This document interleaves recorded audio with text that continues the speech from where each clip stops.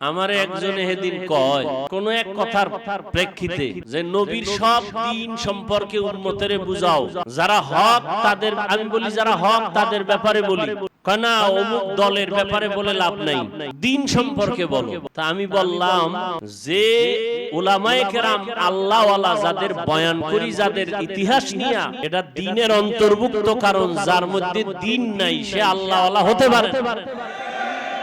সরমনের কথা কইও না, কি কও? দিনের কথা কও। সরমনাই দিনের বাইরে? হ্যাঁ, ডাইনে দালাল বামে দালাল, যারা দালাল দালাল জিকির করে এরা সব দালাল। মাথায় কোরআন শরীফ নিয়ে যদি বলা যায় তো একমাত্র বলা যাবে চরমনাই কারো দালাল না। কি কেউ যদি প্রমাণ দিতে পারে ওই দিন থেকে আমি চরমনের নাম আর মুখে নিব না।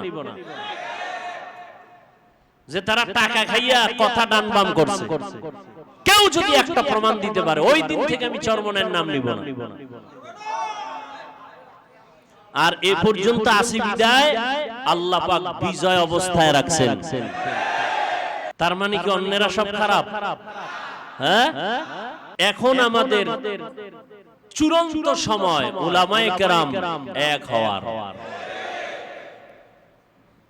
এখনো যদি হতে না পারি, লেখালেখি করি, বিরুদ্ধাচরণ করি, অমুকের এই দোষ অমুকের এই দোষ, তাহলে আপনার দোষের অভাব আছে না? আপনার মাইয়ার দোষ, পোলার দোষ, বউয়ের দোষ, এরকম দোষ খুঁজলে বউ রাখা যাবে না।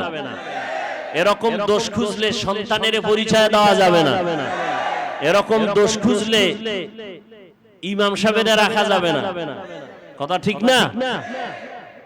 দেখতে হবে যে দোষটা কি ব্যক্তিগত না সামাজিক কোন বিষয়।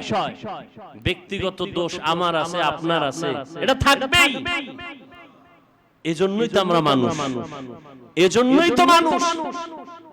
এইটাকে দইরা এখনো যারা আলেমের পিছনে লেখালেখি করে, আল্লাহর কাছে দোয়া করি এদের হেদায়েত দান করুন।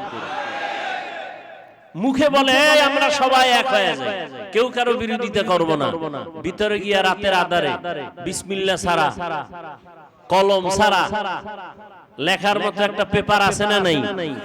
হেনে লেখালেখি চলতেছে। নাম কি? আহা,